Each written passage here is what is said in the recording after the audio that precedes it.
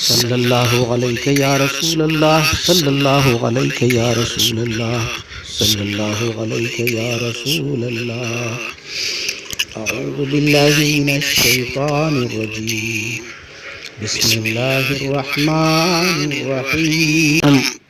ناظرین و سامعین، السلام علیکم ورحمۃ اللہ۔ یہ سورۃ الواقعہ بہت سی فضیلتیں اور برکتیں اس میں شامل ہیں۔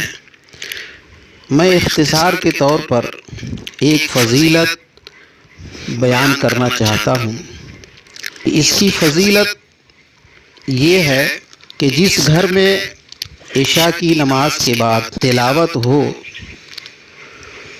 تو اللہ رب العزت اپنے فضل و کرم سے اور اس سورت کی برکت اور فضیلت کے طفیل اس گھر میں رہنے والوں میں سے کوئی بھی فرد بھوکا نہیں سوئے گا۔ اور یہ بھوکا نہ سونا بھی ایک بہت بڑی اللہ کی رحمت ہے۔ بھوکا نہ سونے کا کئی سبب ہو سکتے ہیں، جیسے رزق کی تنگی، یا گھر میں کوئی ایسی مصیبت اور پریشانی آ گئی ہے کہ کھانے کا سامان رہنے کے باوجود انسان نہیں کھا پاتا ہے، کبھی بیماری کی وجہ سے، کبھی جھگڑا کی وجہ سے، کبھی آپسی ٹینشن اور کوئی ناخوشگوار چیزیں ہو جانے کی وجہ سے انسان کھانا رہنے کے باوجود نہیں کھا پاتا ہے۔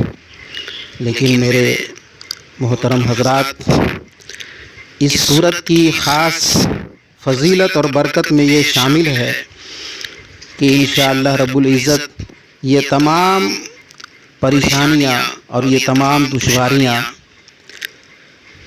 دور ہو جائیں گی، اور گھر میں برکتیں بھی ہوں گی، کھانے کا سامان بھی ہوگا، اور کھانا اچھا بھی لگے گا، اور سب لوگ خوشی خوشی کھائیں گے بھی، اور سب لوگ خوشگوار کی زندگی بھی گزاریں گے۔ تو میں سمجھتا ہوں کہ انشاءاللہ رب العزت اس سورت کی تلاوت ہر گھر میں سننے والے حضرات، دیکھنے والے حضرات شوق اور ذوق سے اس کی تلاوت کریں گے۔ السلام علیکم ورحمۃ اللہ۔